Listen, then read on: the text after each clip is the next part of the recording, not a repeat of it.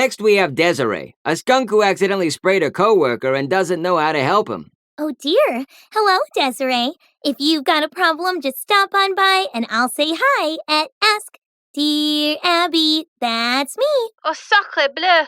Thank you so much for taking my call. This is so embarrassing.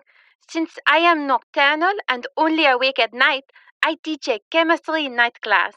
I was teaching my students about dihydrogen monoxide and its many applications.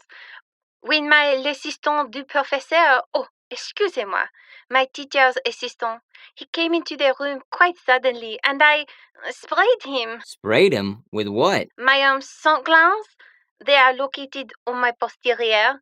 He surprised me and poof! But now it's so hard for poor Stefan. He cannot get my smell off him, no matter what he does.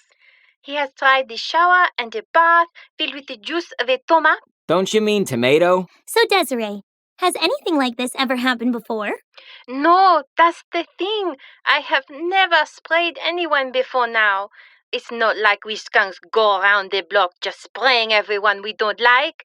We only use it when we get scared, like when we have to get away from predators.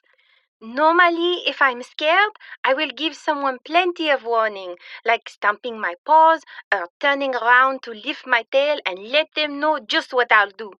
But certainly never like this. Oh, mon Dieu, Abby, what am I to do? Poor Stefan is so upset, and he just smells so bad, and now I feel so bad for him. Oh, if only there were a way to deal with this with chemistry. I know chemistry, but as for people, je ne sais pas. Désirée, that's exactly what I was going to say. You need to use chemistry. So, both you and Stefan, your TA, have realized that using a tomato juice bath doesn't work.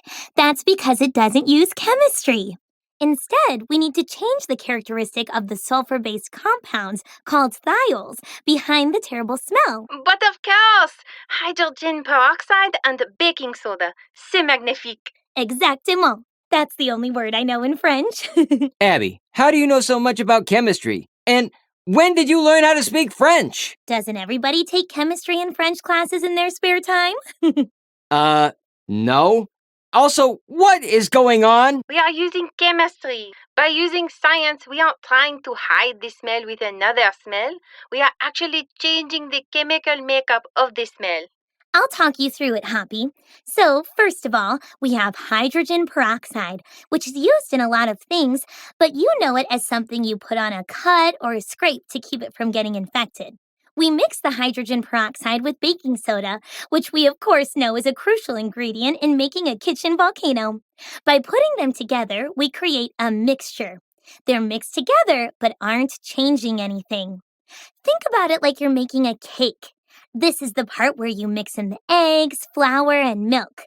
It looks different, but it's not a cake yet. You're telling me you need to add carrots. Now, when this mixture comes into contact with poor Désirée's spray, it reacts differently and changes both the mixture and the spray into something else entirely. If it were a cake, this would be when we add heat, like from an oven, and it turns into something new. Like cake! Not quite, Hoppy, but you'll get there. So, Désirée, what you're going to want to do is tell Stefan all of this, and after he gets the smell out, explain to him that it was all just a misunderstanding because you were scared. You can apologize for spraying Stefan, and he can apologize for frightening you. By doing this, I'm sure your friendship will be back in business. Merci, Abby. Now, excusez-moi, but I must run to the pharmacy. Thank you again. Hang on, Stefan. I am coming.